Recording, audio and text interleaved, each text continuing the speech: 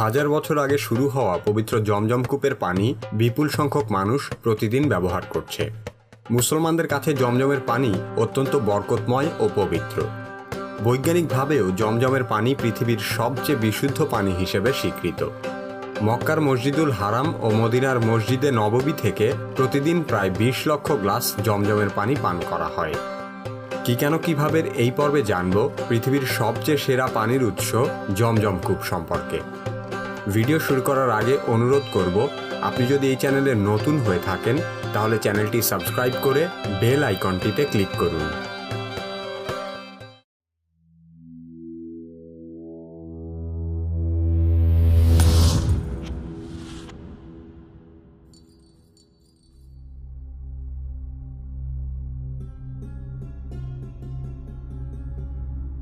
পবিত্র কাবাঘর থেকে মাত্র 21 মিটার দূরত্বে অবস্থিত আল্লাহর কুদরতের বাস্তব নিদর্শন জমজম কূপ। কাবাঘরের সামনে হাজরে আসওয়াদ ও মাকামে ইব্রাহিমের মাঝ বরাবর রয়েছে জমজম কূপ। বর্তমানে জমজম কূপটি মসজিদুল হারামের অভ্যন্তরে অবস্থিত। হাদিসে এই পানির অশেষ কল্যাণ ও বরকতের কথা উল্লেখ রয়েছে। রাসূলুল্লাহ সাল্লাল্লাহু আলাইহি ওয়াসাল্লামের এক হাদিস মতে, ভূপৃষ্ঠের সবচেয়ে উৎকৃষ্ট ও কল্যাণকর পানি জমজম কূপের পানি। এই পানি ক্ষুধার্তের জন্য খাদ্য ও রোগীর জন্য পথ্য। জমজম কূপের পানির এই বিশেষত্ব বর্তমানে বিজ্ঞান দ্বারাও সুস্পষ্টভাবে প্রমাণিত। জমজমের পানি পৃথিবীর সবচেয়ে সেরা পানি।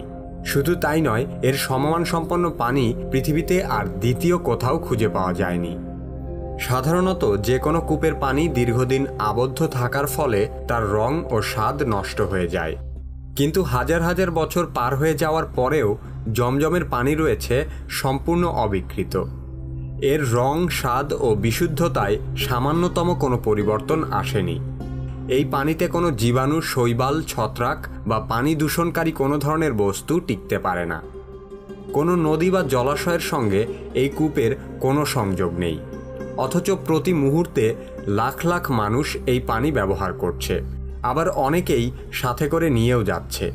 তবুও জমজম কূপ কখনো শুকিয়ে যাবে না এবং এর পানি কখনো নষ্টও হবে না। আজ থেকে প্রায় 4000 বছর আগে ইব্রাহিম আলাইহিস সালাম তার প্রিয়তমা স্ত্রী হাজেরা ও আদরের পুত্র ইসমাইলকে মক্কার বিরান পাহাড়ি এলাকায় নির্বাসনে রেখে আসেন। এই নির্বাসন ছিল আল্লাহর আদেশ মোতাবেক সবচেয়ে প্রিয় কোনো কিছুর কোরবানি। 1 মশক পানি ও 1 থলে খেজুর সহ তাদেরকে বিরান মরুভূমিতে রেখে তিনি আল্লাহর উপর ভরসা করেন।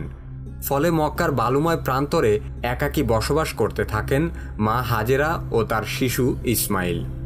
তাদের স্বল্প রসদ অতি দ্রুতই ফুরিয়ে যায়। একদিন নিদারুণ পিপাসায় শিশুপুত্র ইসমাইলকে খোলা প্রান্তরে রেখে মা হাজেরা সাফা মারোয়া পাহাড়ে ছোটাছুটি করতে থাকেন। 7 বার তিনি এদিক থেকে ওদিক ছুটে বেড়ান। এক পর্যায়ে আল্লাহর হুকুমে হযরত জিবরাইল আলাইহিস সালাম মরুভূমির ভেতর থেকে পানির ঝর্ণা প্রবাহিত করে দেন। মা হাজেরা পুত্র ইসমাইল আলাইহিস সালামের কাছে এসে দেখলেন এক অভূতপূর্ব ঘটনা। শিশুপুত্র ইসমাইলের পায়ের আঘাতে শুকনো জমিতে তৈরি হয়েছে বিশুদ্ধ পানির স্রোত।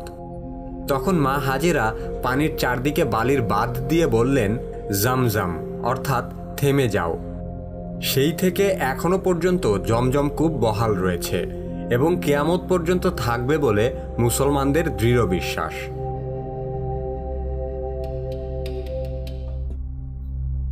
জমজম কূপের গভীরতা মাত্র 101 ফুট। কূপের পানির স্তর মাটি থেকে প্রায় 10.5 ফুট নিচে অবস্থিত। 2টি বিশাল আকারের পানির পাম্পের সাহায্যে প্রতি সেকেন্ডে 1100 লিটার থেকে 1850 লিটার পর্যন্ত পানি উত্তোলন করা হয়। পানি উত্তোলন করার পর এর স্তর 44 ফুট নিচে নেমে যায়, কিন্তু পানি উঠানো বন্ধ করার মাত্র 11 মিনিট পরেই আবারও পানির স্তর স্বাভাবিক পর্যায়ে চলে আসে। জমজমের পানির চাহিদা জ্যামিতিক হারে বাড়তে থাকায় পানি সরবরাহে সৌদি কর্তৃপক্ষ রীতিমতো হিমশিম খায়। তাই 2010 সালে মক্কার কাদাই এলাকায় জমজমের পানি সরবরাহের জন্য বিশাল এক প্রকল্প তৈরি করা হয়।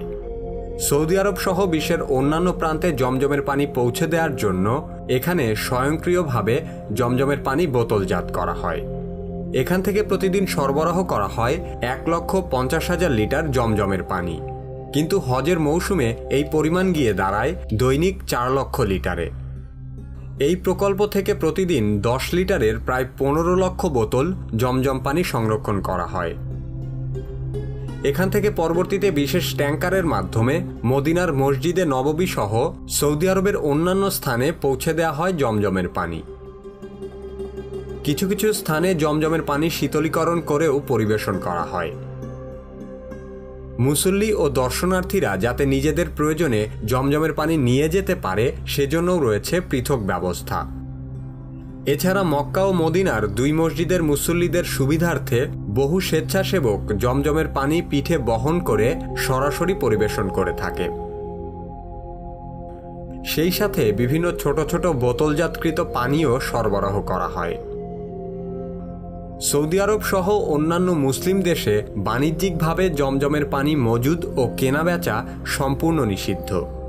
2 পবিত্র মসজিদের অসংখ্য কর্মী সাধারণ মানুষের কাছে জমজমের পানি পৌঁছে দেওয়া ও এর রক্ষণাবেক্ষণের জন্য নিরলস কাজ করে যাচ্ছে।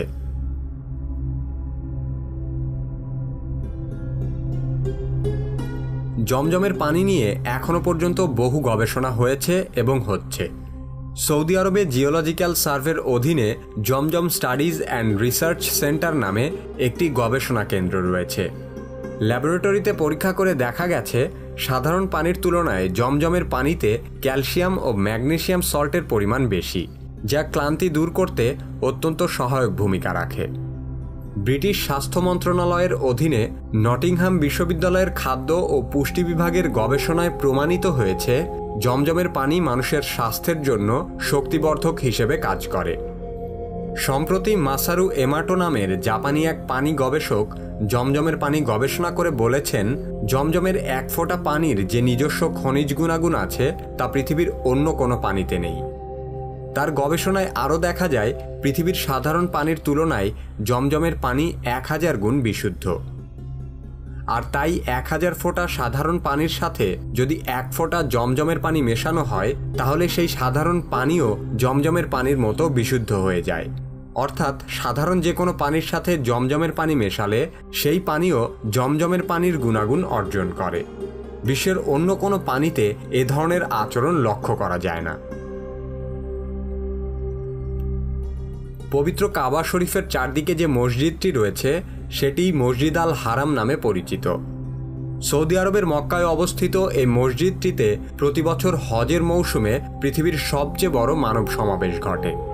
ইসলাম ধর্মের সর্বাধিক পবিত্র স্থান মসজিদ আল হারাম সম্পর্কে জানতে কি কেন কিভাবে এই ভিডিওটি দেখুন। কি কেন কিভাবে চ্যানেলে আপনি নতুন হলে এই চ্যানেলের অন্যান্য ভিডিওগুলোও দেখতে থাকুন।